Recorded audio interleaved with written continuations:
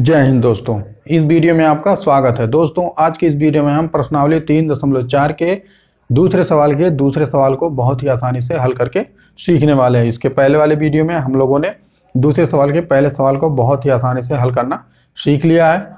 तो इस वाले वीडियो में हम दूसरे सवाल को बहुत ही आसानी से हल करना सीखेंगे, जो कि दूसरा सवाल आपका कहता है कि निम्न समस्याओं को रैखिक समीकरण युग्म में परिवर्तित करके विलोपन विधि द्वारा हल कीजिए। ठीक है, तो आइए देखते हैं दूसरा सवाल आपका कहता है 5 वर्ष पूर्व नूरी की आयु सोनू की आयु की 3 गुनी थी। 10 वर्ष पश्चात नूरी की आयु सोनू की आयु की 2 गुनी हो जाएगी। करण नूरी और सोनू की आयु कितनी है? ठीक है, तो सवाल को क्या करना है, सबसे पहले आपको ध्यानपूर्वक पढ़ना है और आपको बता भी दिया गया है कि अगर पूर्व आता है तो हम क्या करते हैं, घटाते हैं। अगर पश्चात आता है तो हम क्या करते हैं, जोड़ते हैं। तो सवाल को अगर हम ध्यान से पढ़ेंगे तो कह रहा है नूरी और सोनू की आयु कितनी है। ठीक है, नूरी और सोनू की आयु कितनी है? तो माना नूरी की आयु बराबर x वर्ष। ठीक है, और सोनू की आयु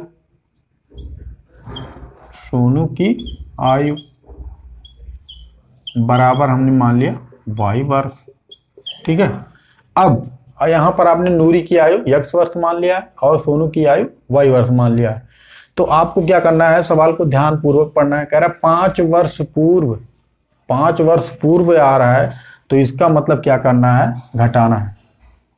तो यहां पर हम लिखते हैं 5 वर्ष पूर्व नूरी की आयु। ठीक है, बराबर कितना हो जाएगा, x माइनस 5। ठीक है, 5 वर्ष पूर्व नूरी की आयु x माइनस 5 वर्ष। ठीक है, अब आगे तो हो जाएगा 5 वर्ष बाद सोनू की आयु। 5 वर्ष बाद, 5 वर्ष पूर्व आता तो हम घटाते हैं। 5 वर्ष पूर्व सोनू की आयु कितना हो जाएगा, y माइनस 5 वर्ष। ठीक है, यहाँ लिख लो, वर्ष लिख लो, यहाँ भी वर्ष लिख लो चाहे। ठीक है, अब प्रथम शर्तानुसार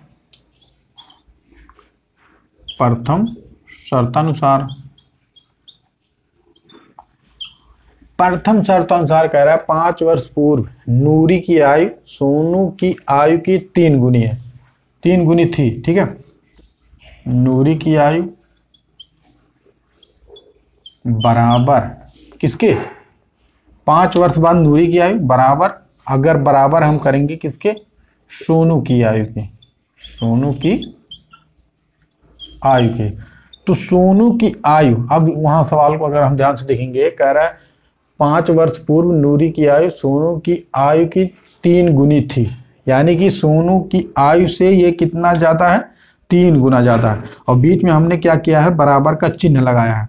तो बराबर कब होगा, जब सोनू की आयु में हम 3 से गुणा कर देंगे, क्योंकि सोनू की आयु की ये 3 गुनी ज्यादा है। तो 3 गुनी अगर हम सोनू की आयु में गुणा कर देंगे 3 से, तो यह इसके नूरी की आयु के बराबर होगा। ठीक है, तो यह होगा x माइनस 5 बराबर 3 ब्रैकेट में सोनू की आयु कितनी है, y माइनस 5। ठीक है, अब इसी को हम क्या करते हैं, रैखिक समीकरण युग्म बना लेते हैं। तो x माइनस 5 बराबर 3 का गुणा y में करेंगे 3y माइनस 3 बचे 15। ठीक है, कितना हो जाएगा, 3 बचे 15। अब चर राशि को एक तरफ और अचर राशि को एक तरफ, तो यहाँ पर x है तो x माइनस 3y, प्लस में है तो इधर आएगा तो माइनस हो जाएगा। 3y बराबर माइनस 15 इधर है ही आपका, माइनस 5 को इधर लेकर जाएंगे दाहिने पक्ष में तो प्लस हो जाएगा, प्लस 5। ठीक है, तो हो गया x माइनस 3y बराबर घट जाएगा माइनस 15 प्लस 5, तो जो बड़ा है उसी का चिन्ह लिखा जाता है माइनस, और 15 में से 10 घटाएंगे कितना हो जाएगा, 10। ठीक है, यह हो गया समीकरण 1 हो गया।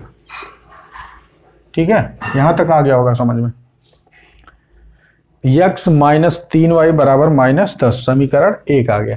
ठीक है, अब आगे चलते हैं। यह तो प्रथम शर्त अनुसार है, अब द्वितीय शर्त अनुसार। द्वितीय शर्तानुसार, ठीक है, द्वितीय शर्तानुसार कहता है 10 वर्ष पश्चात। अब 10 वर्ष पश्चात आ गया तो यहीं पर हम मान लेते हैं 10 वर्ष बाद या फिर पश्चात, 10 वर्ष पश्चात नूरी की आयु। तो नूरी की आयु क्या हो जाएगा, पश्चात है तो जोड़ेंगे x प्लस 10। ठीक है, x प्लस 10, नूरी की आयु x है तो 10 वर्ष पश्चात या बाद आता है तो आपको पता है जोड़ना रहता है, तो x प्लस 10 हो जाएगा। 10 वर्ष पश्चात सोनू की आयु, सोनू की आयु क्या हो जाएगा, y प्लस 10। ठीक है, यह आपका द्वितीय शर्त अनुसार चल रहा है। अब सवाल को ध्यान से पढ़ेंगे तो नूरी की आयु सोनू की आयु की दोगुनी हो जाएगी, यानी कि नूरी की आयु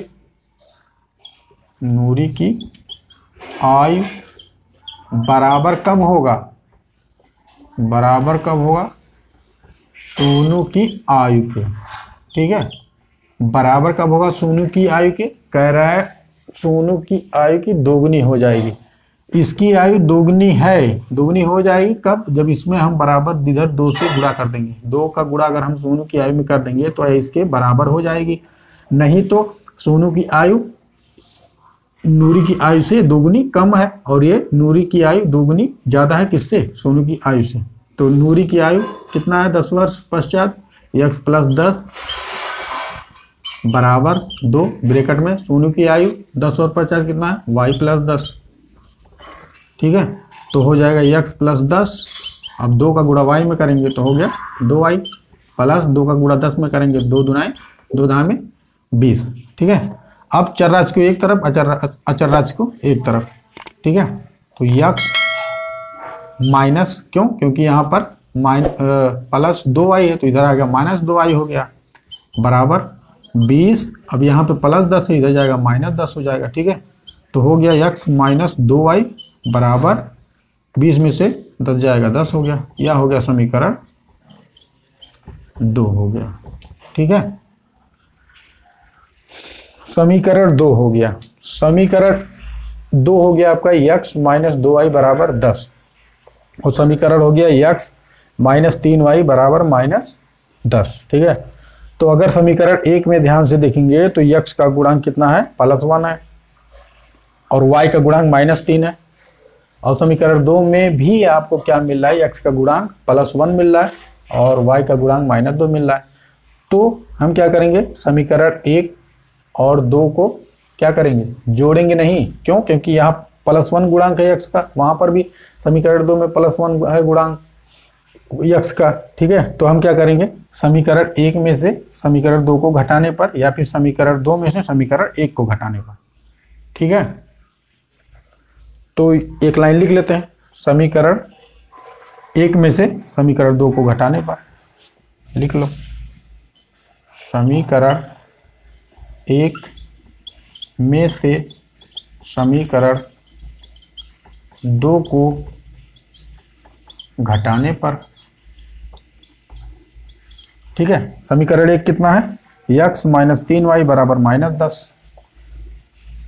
x माइनस 3y बराबर -10। ठीक है, x माइनस 3y बराबर -10 समीकरण 1, और समीकरण 2 कितना है, x माइनस 2y बराबर 10। ठीक है, और आपको पता है जब घटाते हैं तो जो बहुपद होता है यानी कि जो समीकरण होता है निचला वाला, जिसको हम क्या कहते हैं, योज्य हो गया, इसको हम योज्य कहते हैं, और जो निचला वाला समीकरण होता है उसको हम वियोज्य कहते हैं। ठीक है, तो जो वियोज्य होता है उसका चिन्ह क्या होता है, बदल जाता है, यहाँ प्लस है तो माइनस हो जाएगा, माइनस है तो प्लस हो जाएगा, प्लस है तो माइनस हो जाएगा। ठीक है, अब यह क्या हो जाएगा, कैंसिल, क्योंकि प्लस एक्स और माइनस एक्स कैंसिल, यह हो गया plus minus 3y plus 2y, तो घट जाएगा, क्या हो जाएगा, -y बराबर, अब माइनस माइनस जुड़ जाएगा, चिन्ह माइनस का होगा, -20। ठीक है, माइनस माइनस कैंसिल, तो y बराबर कितना हो गया, 20 हो गया।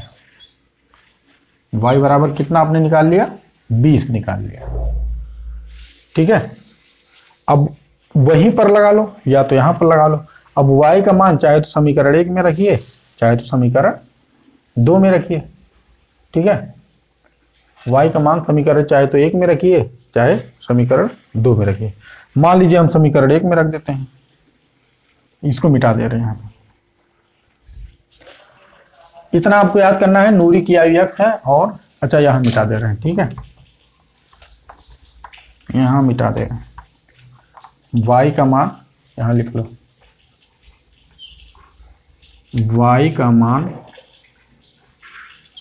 समीकरण 1 में रखने पर, ठीक है, समीकरण 1 क्या है, यही तो है आपका समीकरण, x माइनस 3y बराबर -10। ठीक है, x माइनस 3y बराबर -10, यह समीकरण 1 है। अब y बराबर आपने कितना निकाला है, 20 निकाला है, तो y की जगह पे क्या कर देना है, आपको 20 लिखना है। तो x माइनस 3 ब्रैकेट में 20 बराबर -10, और इसका मतलब गुणा होता है, तो x माइनस 3 का गुणा 20 में होगा, कितना होगा, 60, 20 तिहाई 60 बराबर -10। ठीक है, 20 तिहाई 60। ठीक है, तो x बराबर हो जाएगा, अब देखिए यहाँ माइनस में है, यहाँ जाएगा प्लस हो जाएगा, तो -10 प्लस 60। ठीक है, तो x बराबर कितना हो गया, 60 में से कितना घटा देंगे, 10 घटा देंगे। ठीक है, 60 में से 10 घटाएंगे, कितना हो गया, 50 हो गया। चिन्ह कौन सा बड़ा है, प्लस का, तो प्लस का चिन्ह लग गया, तो x का मान कितना आ गया, 50। यानी कि हम कह सकते हैं क्या, नूरी की आयु कितना है, 50 वर्ष। ठीक है, और किसका, सोनू की आयु कितना है, 20 वर्ष। ठीक है, यही क्या हो गया, आपका आंसर हो गया। नूरी की आयु कितना हो गया, 50 वर्ष, और सोनू की आयु 20 वर्ष। यही क्या हो गया, आपका उत्तर हो गया। ठीक है, अगर आप उत्तर की जांच करना चाहें तो आप x का मान 50 रख दीजिए और y का मान 20 रख दीजिए, तो आपको मिल जाएगा। जो भी समीकरण आपका 1 बनाए थे, समीकरण 2 बनाए हो, ठीक है, तो उसमें क्या होगा, आपका उत्तर सही होगा। तो सोनू की आयु कितना हो गया, 20 वर्ष हो गया, और नूरी की आयु कितना हो गया, 50 वर्ष हो गया। तो उम्मीद करते हैं यह सवाल लगाना आप बहुत ही आसानी से सीख गए होंगे, और आपको वीडियो भी काफ़ी ज़्यादा पसंद आई होगी। अगर वीडियो पसंद आई तो वीडियो को लाइक कीजिए, शेयर कीजिए, कमेंट कीजिए। अगर आप हमारे चैनल पर नए हो तो चैनल को सब्सक्राइब कीजिए। मिलते हैं अगली वीडियो में एक नई ऊर्जा के साथ, तब तक के लिए हंसते रहिए, मुस्कुराते रहिए और मेहनत से पढ़ते रहिए।